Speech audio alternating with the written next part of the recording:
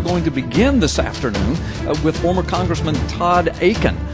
Todd Akin is the former six-term U.S. representative for Missouri 2nd Congressional District. Now, Todd graduated from Worcester Polytechnic Institute and was a member of the U.S. Army Corps of Engineers.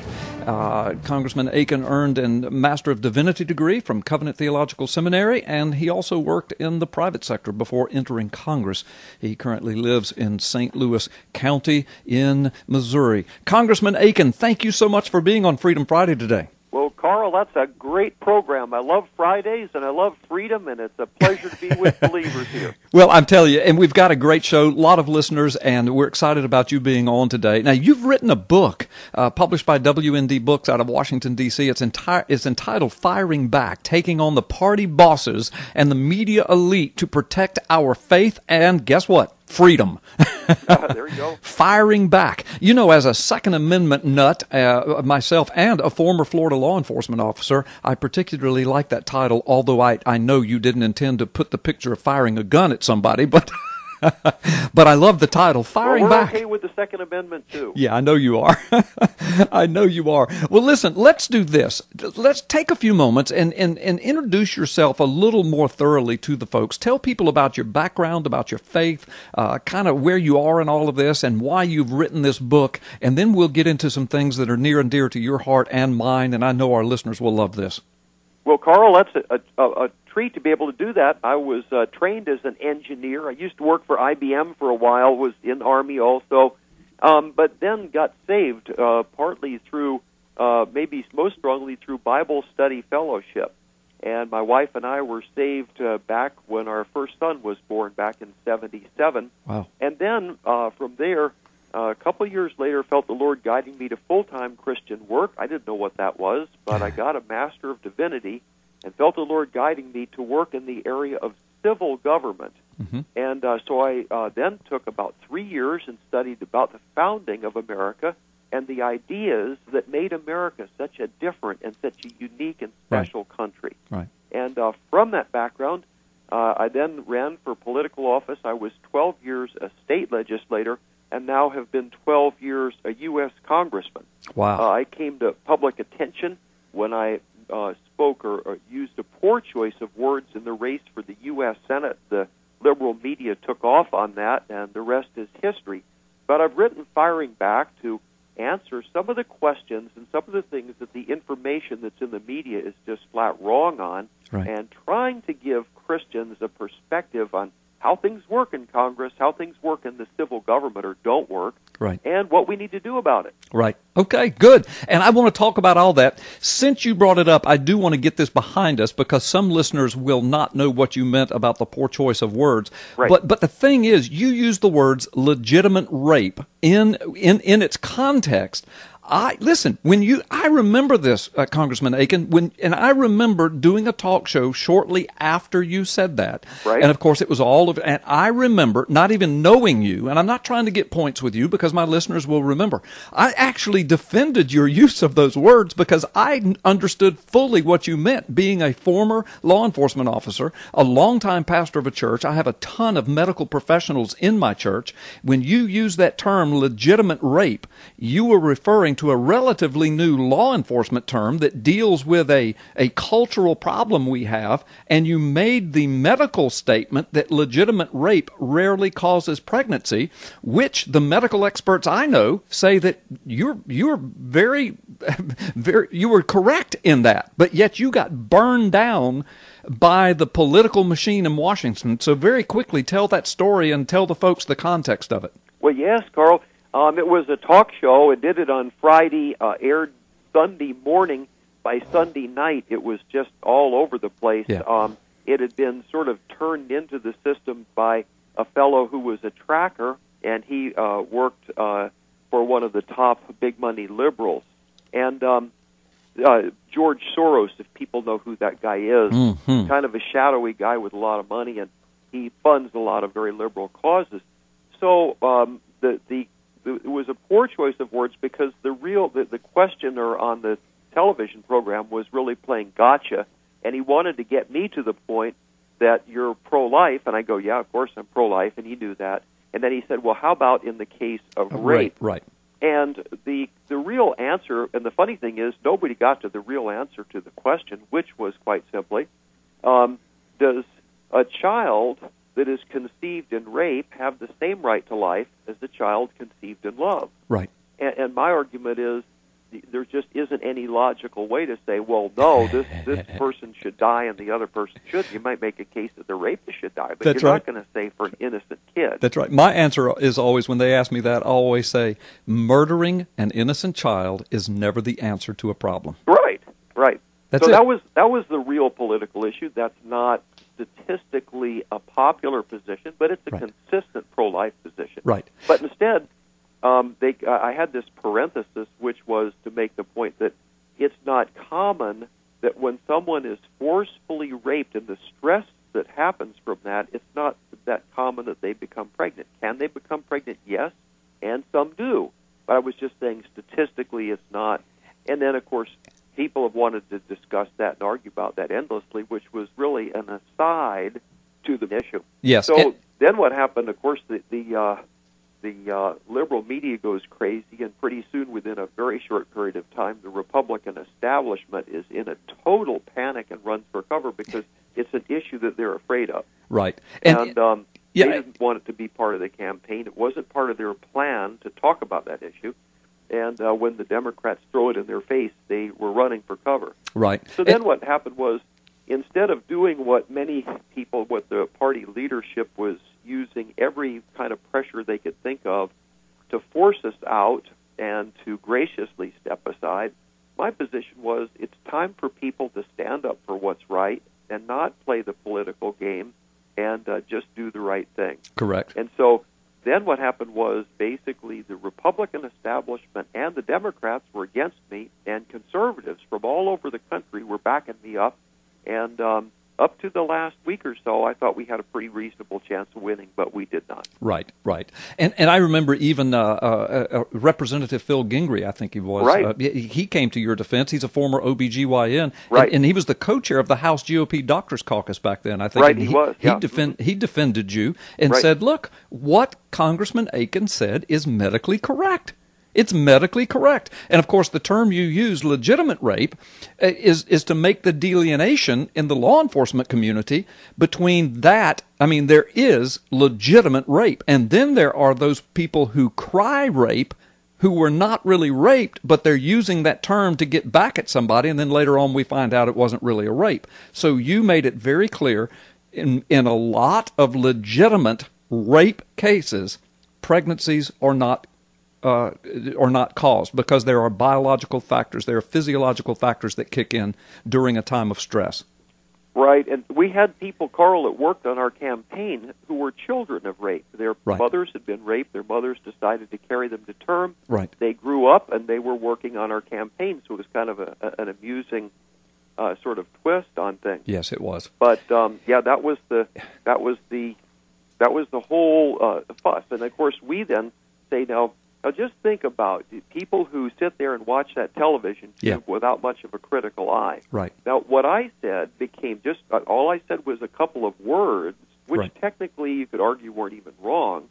And then 2 weeks later, you have at the Democrat National Convention, you have Bill Clinton standing up giving the keynote speech. Now, if you set Broderick's sworn testimony that she was raped by Bill Clinton, set that aside. Right. There were still numerous other examples that Bill Clinton had sexually abused and many different women. And so what's the difference between I say a word or two, it becomes international news, and Bill Clinton is given an applause by the Democrat Party, and he has a long record of not saying things. Actually but doing things to women. But actually doing things to women. Yeah. I hear you. Congressman Akin, point well made. Listen, we're going to take about a 1.5, 2 minute time out. When we come back, I want to ask you about this current feud within the Republican Party. Welcome back. And welcome back, America. You're in the Oval Office of Gulf Coast Talk Radio. Glad that you're with us. Listen, don't forget you can get a podcast of this whole show tomorrow. And I know we have a lot of international listeners that will wake up in the morning and do that very thing. We have tons of them, and we appreciate you. Go to Carl carlgallups.com, carlgallups.com. At the top of the page, you'll see the link for our podcast. Also, you can listen live on the Internet anywhere in the world where you have an Internet connection at carlgallups.com or 1330 WEBY.com. All right, well, my guest this afternoon is former Congressman Akin, six-term U.S. Representative for Missouri. Congressman Akin, I've really enjoyed that first segment. Thank you for explaining that. I remember when all that happened, but tell us about your latest book. I know the foreword was written by Governor Mike Huckabee, and the book is entitled Firing Back. Tell folks about that, and then I want to get into what's going on in the Republican Party today. Well, sure. I'd be happy to review that, Carl. Firing Back is it's basically a story telling what happened in the last election, and has a lot of short, fast-moving chapters in it, but it covers a lot more than just the comment we made on that television program, but talks really about what's going on internally within the country, the fact that Christians can make a difference, and how we need to be thinking in terms of saving the country and protecting faith and freedom. And all of that's in a fast-moving book story form, but it has a lot of different lessons I think people think is fun. You get it on Amazon anytime. Just look up Firing Back by Todd Akin. Okay, fantastic. Firing Back, Todd Akin. I suppose they could also get that at the WND Superstore and probably other places where books are sold as well, huh? That's correct, yeah. Okay, but folks, again, Todd Akin, Todd Akin, A-K-I-N, Todd Akin, Firing Back. And then the subtitle is Taking on the Party Bosses and Media Elite to Protect Our Faith and Our Freedom. Well, Congressman Akin, what is your assessment, not only as 24 years in politics, 12 years in Washington, D.C., and as a conservative politician, but also as a man of God, as an evangelical? What's your assessment of this current feud that's ripping the Republican Party into pieces right now? What's your assessment of that? Well, let me suggest something that I think maybe people may not see. First off, between the Democrat Party and the Republican Party, there's a chasm of difference. Okay. People think that maybe a conservative Democrat and a liberal Republican are pretty similar. They're not. The parties have drifted very far apart, and that's why you have all the gridlock, because there's not a lot of room to compromise on many, many things.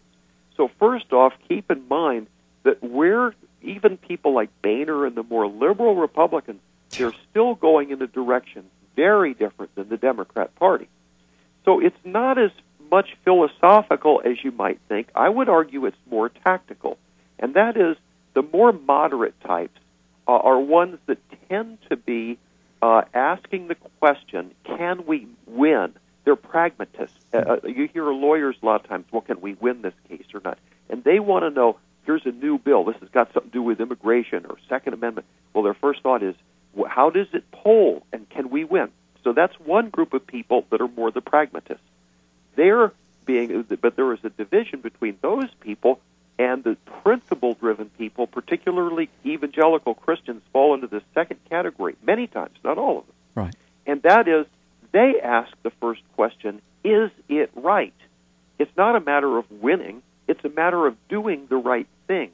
And so they're driven not so much by the pragmatics of staying in office or politics, but of getting it right. Right. And so those two groups of people are being divided, not so much on the larger question of where are we going, but more on the tactics of how do you proceed. Right, right. Well, tell us, what happened in the last election?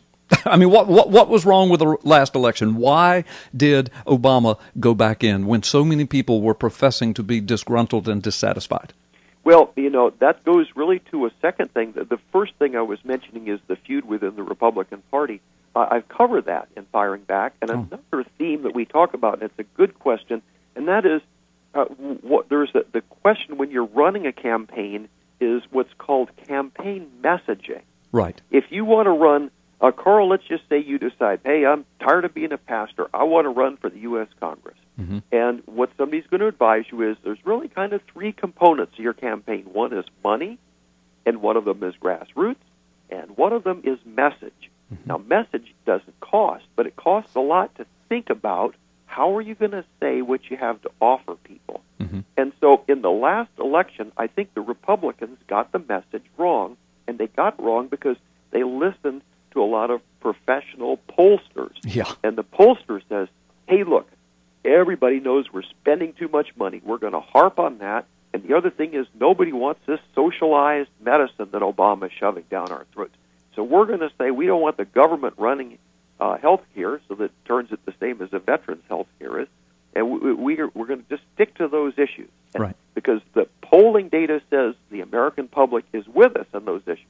Of course, the trouble is there are two people fighting the war, and the Democrats can bring up other subjects and and then the Republicans ran for cover. Right. Now, the basic rule, and I was in office 24 years, not till this last election to Senate did I ever lose a race. And I was following in running the message for our campaign a piece of advice I got, believe it or not, Carl, at seminary for people that are preaching a sermon. And that was, first, touch their brain and convince them something is true, and second, touch their heart. If you don't touch their heart, it doesn't change people's behavior. That's right. And so a message that says, we're not going to spend a lot of money and we're against this whole socialized medicine misses touching people's hearts. Right. And what I think the Republican Party should have done is to say, we are incredibly fortunate to be Americans.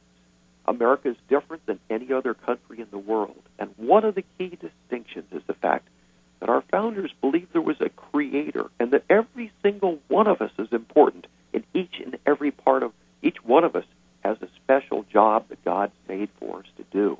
And that idea carried forward in America, and it made an exceptional and unusual country.